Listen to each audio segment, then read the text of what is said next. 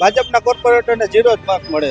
અમે આ વખતે પરિવર્તન માટે જ મત કરવાના છીએ. સદંતર સ્માર્ટ સિટીમાં રાજકોટનો કોર્પોરેશન સદંતર નિષ્ફળ ગયું. સફાઈ કર્મીઓ જ્યાં 500 ની જરૂર છે ત્યાં 200 રાખે છે અને 300 ના વાઉચર બનાવી નાખે છે. અમારા વોર્ડમાં આ બધે સ્પોટ એવા છે કે અહીંયા કોઈ કોર્પોરેટર દેખાતું નથી. સફાઈ કર્મીઓ પૂરતા રાખતા નથી. અહીંયા ટ્રાફિકની સમસ્યા છે, નથી પાર્કિંગ, કઈ પણ સ્ટ્રીટ લાઇટ હવે તો બંધ થવા માંડી છે.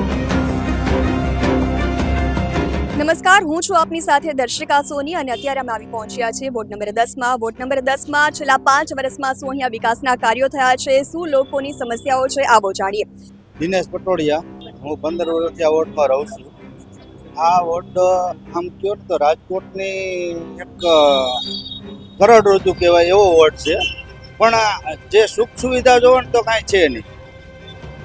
ઘણી વખત માંગણી કરવા છતાં એક સ્માર્ટ જે સ્કૂલ કહેવાય ને એની માંગણી 10 વર્ષથી અમે કરતા હતા. બાધી માણ એક આપી છે, પછી ઓડિટોરિયમનો તો એ બાધી લેવો પડે છે.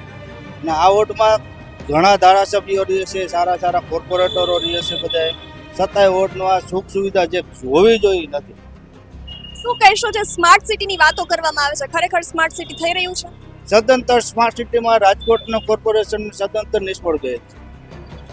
આગામી સમયમાં એ જ ઉમેદવાર બને કોર્પોરેટર તો એમને જ મત આપશો કે કોઈ નવો પરિવર્તન ઈચ્છો? આ વખતે તો અમે જે વિસ્તારમાં નીકળીએ છીએ, જે જોઈ લોકમુખેથી વાતો સાંભળીએ છીએ, પરિવર્તન નિશ્ચિત છે. હવે કોર્પોરેટરને 1 થી 10 ની અંદર માર્ક્સ દેવાના થાય તો કેટલા માર્ક્સ આપશો? ભાજપના કોર્પોરેટરને 0 જ માર્ક મળે એમ છે. અમે નહીં, પણ સામાન્ય પબ્લિકને રોડ પર પૂછતો તો 0 જ માર્ક્સ આપશે. અંકુર માવાણી, હું અહીંયા 10 નંબરમાં જ રહું છું. જ્યોતિનગરમાં મારું રહેઠાણ છે. હું અત્યારે બાજુમાં જ રહું છું. આ વોર્ડ જે છે અત્યારે 8, 9, 10 ત્રણેયની બોર્ડર છે. એટલે બોર્ડર વાળા વિસ્તારોમાં ખાસ પ્રશ્ન એવો આવે છે, સામે જુઓ તો 8 નંબર છે, આપણે ઉભા 10 છે, અહીંથી 500 મીટર ચાલો એટલે 9 નંબર આવે. તો અમારા વોર્ડમાં આ બધે સ્પોટ એવા છે કે અહીંયા કોઈ કોર્પોરેટર દેખાતું નથી. અને સમસ્યા જે બધી આગલા લોકોએ કીધી બધી એ જ છે. રોડ, રસ્તા, પાણી, કઈ પણ સ્ટ્રીટ લાઇટ હવે તો બંધ થવા માંડી છે. અને જે કઈ પણ હોય, જેવું ચોમાસું આવે, ટ્રી કાર્પેટિંગના નામે ખોટે ને ખોટા કૌભાંડો આવે છે. સફાઈ કર્મીઓ પૂરતા રાખતા નથી. સફાઈ કર્મીઓ જ્યાં 500 ની જરૂર છે ત્યાં 200 રાખે છે અને 300 ના વાઉચર બનાવી નાખે છે.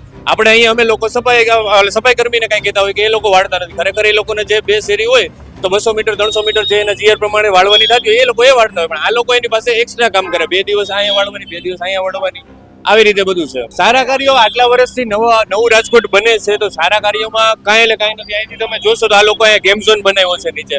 આ ખરેખર શું ગેમ ઝોન છે? રાખવાની જગ્યા છે, સેફટી છે અહીંયા કોઈ પૂરી. કોઈ છોકરા રમતા હોય તો અહીંયા કેવી રીતે માથેલા સાંડની જેમ બધા આવતા હોય. આની પહેલા આપણે સિટી બસનું જોયું કે સિટી બસ સીધી ચડાવી દેશે, તો અહીંયા એ લોકોની આસપાસમાં કેટલી જગ્યાએ બેરિકેડ સરખી મારી નથી, તો એ સીધા અંદર આવી જાય ને કોઈ નુકસાન ના પહોંચાડે કેવી રીતે કહી શકીએ? અહીંયા ટ્રાફિકની સમસ્યા છે, નથી પાર્કિંગ ક્યાં છે? આ પાર્કિંગની જગ્યા છે, તો એની જગ્યાએ એ લોકોએ કેમ ઝોન કરી નાખ્યો છે.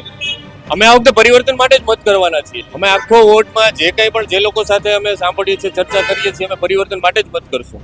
તો વોર્ડ નંબર 10માં આપણે રહેવાસીઓનો મત જાણ્યો, શું છે આક્રોશ, કેવી સમસ્યાઓ છે તે બધું જ જાણ્યું. હવે ક્યાંક ને ક્યાંક એ નિશ્ચિત છે કે વોર્ડ નંબર 10ના રહેવાસીઓ પણ આ વખતે પરિવર્તન ઈચ્છી રહ્યા છે અને ક્યાંક ખુશી તો ક્યાંક ગમ જેવો માહોલ પણ જોવા મળી રહ્યો છે.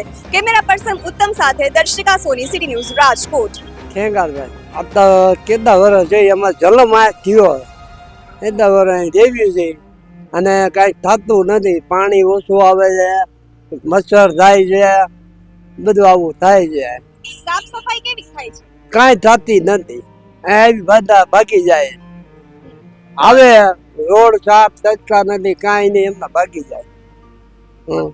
રોડ રસ્તા પછી મચ્છર, પાણીની મચ્છર બહુ, પાણી ઓછું આવે, મચ્છર બહુ આવે, બધું બહુ આવે. કચરો લેવા માટે ગાડી આવે છે? ના, નથી આવતી.